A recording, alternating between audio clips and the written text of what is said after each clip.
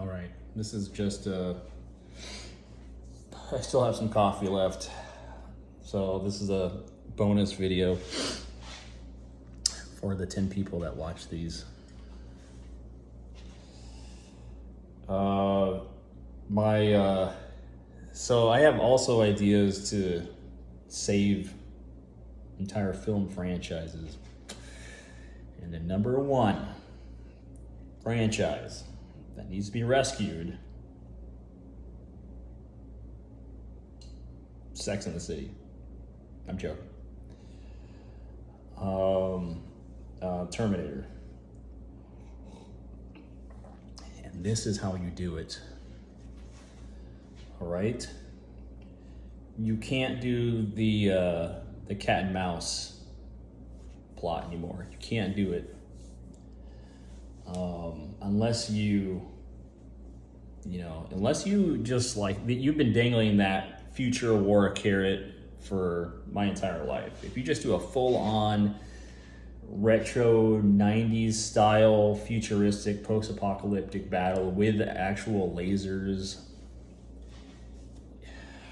I mean, guys like me would fucking skip work, sell their kids to go see this movie.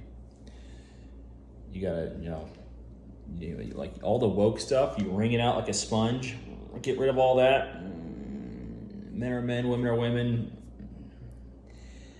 And you have all the left-wing writers, all the purple-haired people leave the room and then secretly fire them as soon as they leave. And anyone who is a veteran or has some facial hair stays in the room, and you all watch Terminator 2, but only the first 10 minutes. And you have a notepad. You're like, and then you have some examples. Okay, you have a laser gun. The laser comes out of the barrel and out. Where does it go? Where does it go? And then the other writer's like, calm down. It goes at the Terminator. And the writer's like, oh, okay, I just had this writer's block. The laser blast comes out of the gun. And then I just didn't know. It's not complicated, Hollywood. That's what people want to see. But I don't know how often you can, that'd be a very expensive film to make.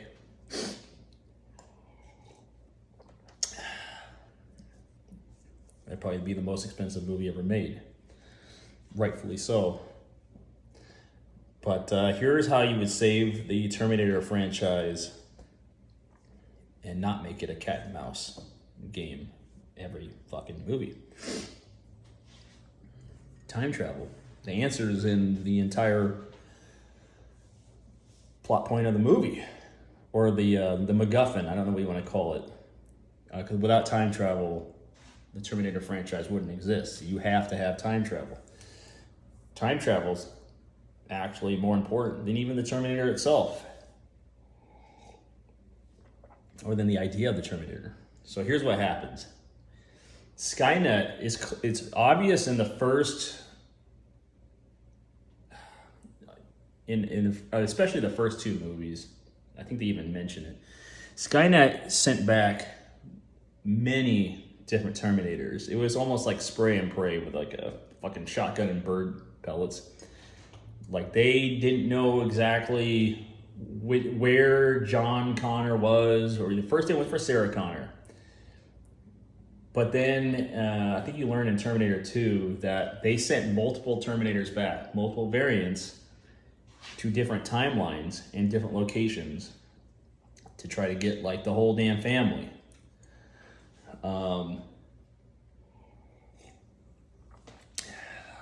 But what if, now I'm mainly focused on the T-800, but I have another idea for the T-1000.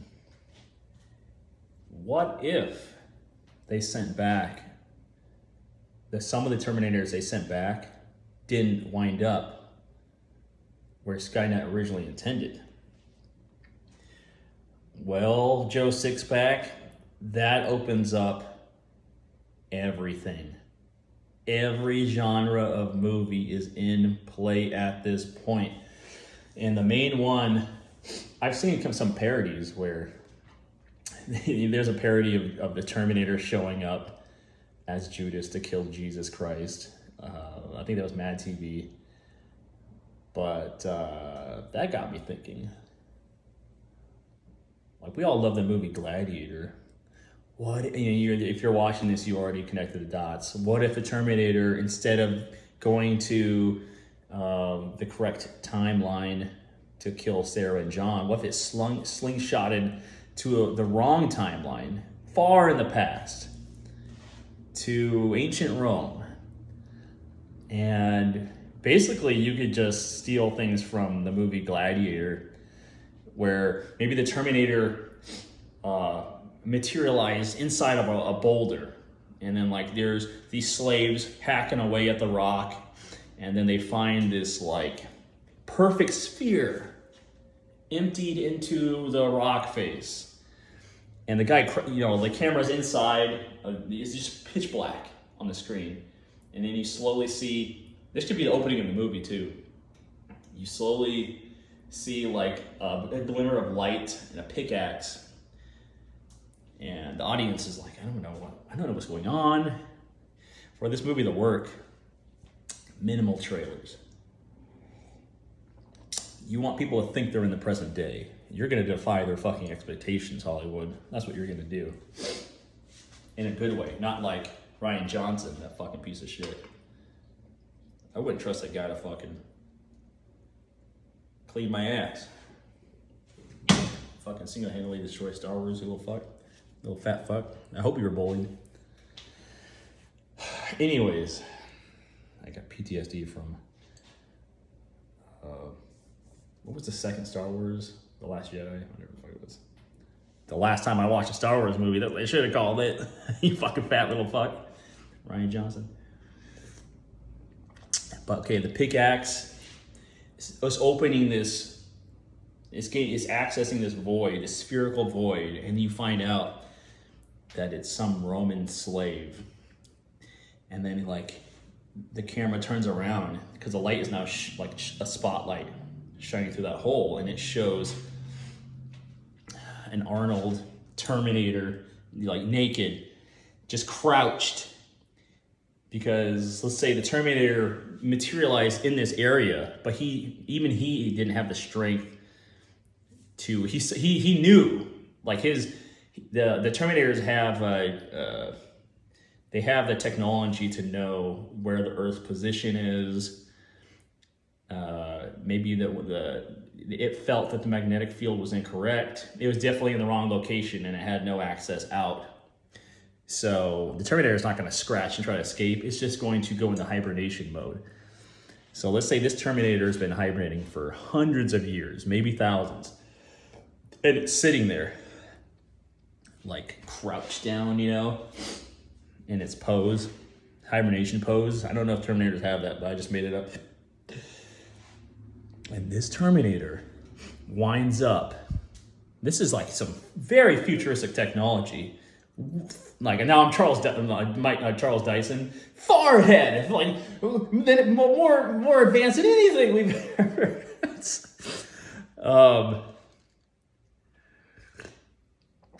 And this Terminator activates, and it could be some like this is like easily a 2 to 3 hour movie. It's Gladiator with a fucking T-800 Terminator. You've got nostalgia like fuck all over, like squirting all over the place, bro. Like, you got two amazing franchises just combined in a clever way, played straight. And you'll have some classic scenes of like a Terminator. Just imagine all the gladiatorial battles that you could have, but it's a Terminator. And throughout the movie, the Terminator, he frees all the Roman slaves. Like, even though maybe he doesn't reveal, his main program is still to try to track down the Sarah Connor family line. But Maybe he just starts killing people, hoping that that his mission is accomplished. But damn. All right, here's my other idea for that movie. Just writes itself. I think that's a very good premise. But I also had, all right, bathroom break. I also had another idea for the T-1000. Now, I know the actor Robert Patrick, he's pretty old. Like he could still be in the movies and play the scientist that created the T-1000, whatever. Maybe Skynet designed it itself. But here's an idea for, this would be, so I feel like the original trilogy, T1, T2, and T3, T3 was definitely underdeveloped and wasted. So like, I don't think the T-1000 got its fair shot. Like, in the first movie, or he didn't get his chance at redemption. In the first movie, Arnold was evil. Evil Arnold. Evil T-800. The second movie, good T-800. Evil T-1000. I thought, like George Lucas liked to say, it rhymes. It rhymes. He eats another fucking Philly cheesesteak. That third movie should have been the T-1000's redemption. Like a story arc within a trilogy. I thought the audience would never expect. The T-1000 is the greatest villain of all time. I mean, Darth Vader is an equal to that or a close second. But what if T3, now I guess I'm just rolling into retconning T3, because that movie is just it's a cool cat and mouse, but that's all it is. It's just like a roller coaster ride. It's something I would expect to see at Universal Studios. Like one of those, you're in the ride, or the ride is a movie. And I did see that the actual Terminators in Time, Battle Through Time, I did see that at Universal Studios in California, like the last year. So that was, my childhood was like, thank you. You made a lot of mistakes, but fucking thank you for that.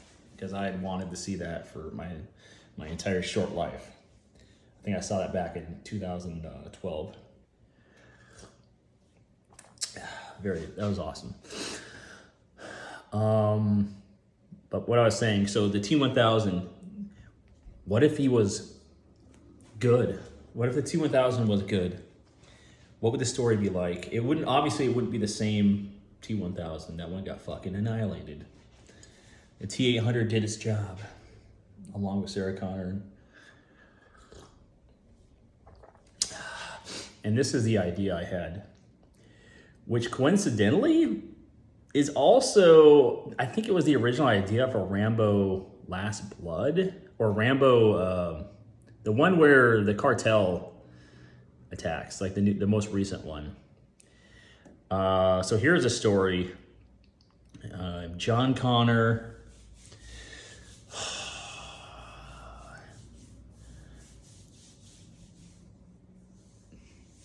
It could be both of them. It doesn't entirely matter. I think it would have been awesome if it was originally John Connor, Edward Furlong back in the day, before he fucking overdosed. I mean, he's alive, but...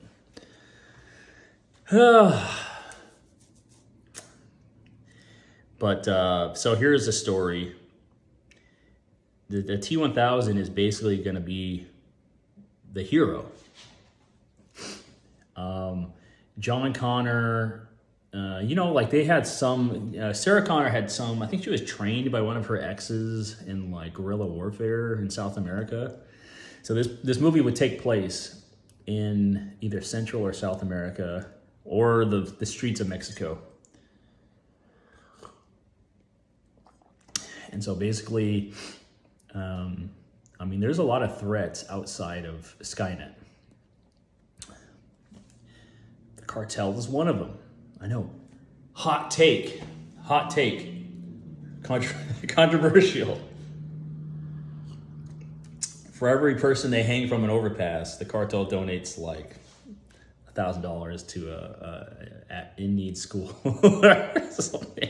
You're just like hanging. Wow, I'm doing my part. Fucking child education. You're like hanging from an overpass in Mexico City or something. And so let's say this happens directly after the second movie. We're retconning the third one. So John Connor and Sarah Connor, they're like, we need to build an army. And the easiest way to do that is to buy one. Like maybe they go to South America or whatever, and they have all this money from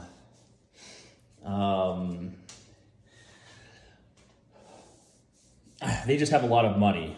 John Connor is using his hacking skills to hack ATMs.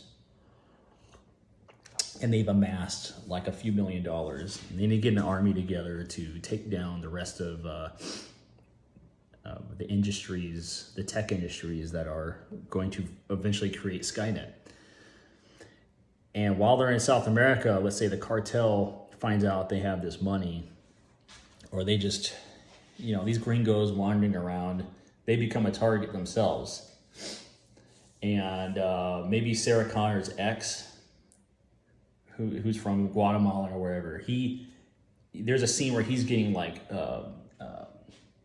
tortured by the cartel, and he reveals, Sarah Connor contacted me. She wanted me to pay these to build an army to take down Skynet. And the cartel, the camera pans up to some Hispanic actor that's well known.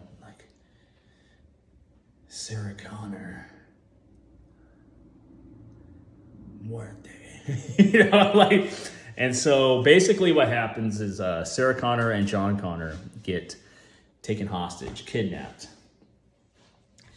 And this is where this changes the whole timeline. Maybe there's a flash forward where the resistance is like, John Connor and Sarah Connor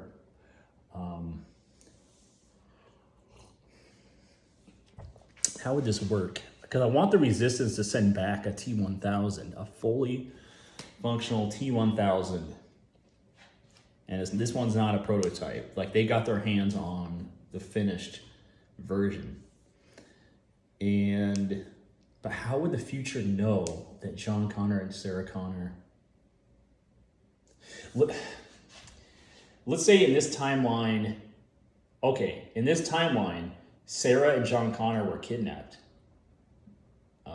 They are viciously tortured by the cartel. Sarah Connor ends up being killed. And even though John Connor does become a future leader, like he escapes or he just survives the torture. He's injured, but he survives. Even though he survives, he's constantly, his injuries reduce his fighting ability or cognitive ability, where he dies early on in the war. And so the resistance is like,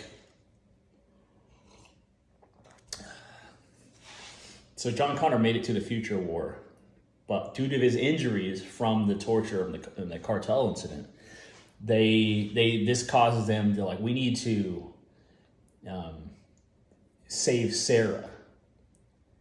Or maybe the death of his mom caused him to commit suicide midway through the battle of the future. So they're if he had his mother, if she had not died early on in his life, he would have not committed suicide. He would have led us to victory. So either way, they're going back to save both of them. from the cartel, especially before Sarah dies. So they send back, but they need they send back a T-1000.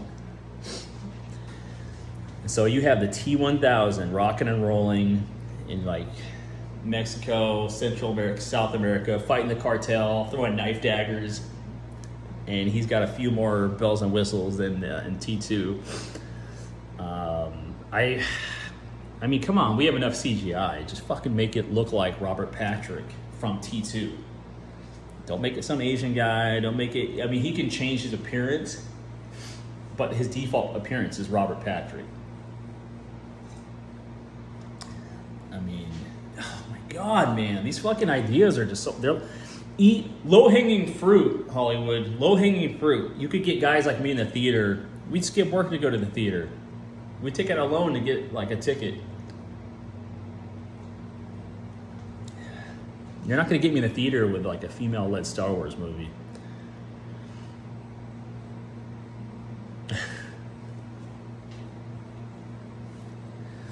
I'll get the Star Wars though, but oh man, it's like the movie is just like it's so vivid. Like it could exist. You know, T-800 was evil in the first movie. Good in the good in the middle. That's where he swapped, and then in the third movie, the T-1000 could be the good guy. Or it could even, you could even turn it on its head, the story. What if the T-1000 survived that smelting accident? Okay, all right, I'm just going fucking full on crazy here. What if we retcon T3? At the end of T2, we all assume the T-1000 was destroyed.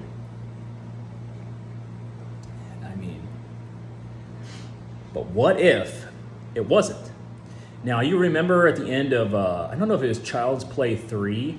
I think it was Child's Play 3 where the kid, it starts out, Chucky was destroyed. He was melted. But at the beginning of the movie, they show them, they have these plastic molds. They're creating more Chucky dolls. Well, the enchanted or the possessed doll elements were still in the machine, and so it got put into another Chucky doll, and he was resurrected. Very clever. This could occur for T3. I think it's believable, because what do you think? What do you think happened at the end of the? I know people joke that it's at the lava factory, but at the smelter, what do you think happened with that metal that the T-1000 melted into? Do you think the Pentagon took all this metal and said, we need to like investigate this? Or no, that metal was it was reused. It wasn't thrown out. It's not the same as like at the end of T1, there was a T-800 hand that the scientists found it, and they're like, we need to study this. Look, there's a microchip. It's not as simple as that. Even in death, the T-1000 will resemble a hunk of metal once it cools down. So I like to imagine maybe the metal from that factory, it got rolled back into sheets of metal and get placed in a warehouse. And then there's a scene where slowly the metal just drips from these cooling racks or whatever they do with steel. It just melts, and then the T-1000 forms back up, and he's just fucking like pissed the fuck off, and he's just like, or the T-1000 looks at himself and then just starts sprinting, and then he continues his mission to kill John Connor. But he was damaged from that, severely damaged to the point where somehow in the events of the movie he learns the difference between right and wrong, that his original programming is faulty. So get the left-wing writers out of the room, send them to the unemployment line, and I'll get on that typewriter, give me a 6-pack of Bush Light, and give me a typewriter, and I'll figure out, there's some convoluted way, like maybe it's that classic scene between John and the Terminator. He's like, or like, you know that scene in movies where they're like, think in your heart, in your mind, that what you're doing is wrong, and the robot's like,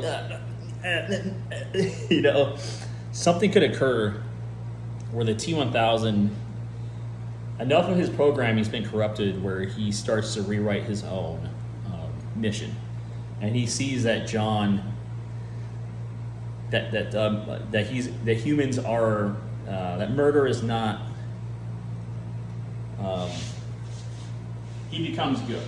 Okay, his mission then becomes to protect John.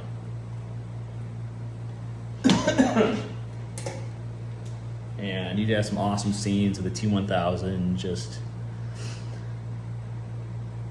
I mean, of course, the T-1000 will just be visibly emotionless. He'll be like, John good. No, like minimal speaking. You don't want to have the T-1000 give a lot of dialogue, if you know what I mean. But God, man, yeah, that'd just be, oh, well, sorry, this is one of my longest videos, and maybe I'll watch it again in 20 years, and that'll be like time travel, right? But damn, man, these fucking ideas, I feel like I have some pretty good ideas on movies that, I mean, Hollywood wants people back in the theaters. You gotta kill the woke message and hold up that nostalgia that a lot of guys like me have been craving. And you have to get back the original cast as much as possible, but I know for Robert Patrick, you might have to get an actor and just do a face swap, or, I mean, God, I always bring this up. We got 9 billion meatbags on this fucking planet. Don't we have anyone that went to fucking Juilliard that had the same face as Robert Patrick, or is close to it? CGI to fill the gap. You know, Arnold, same thing. Fuck Hollywood.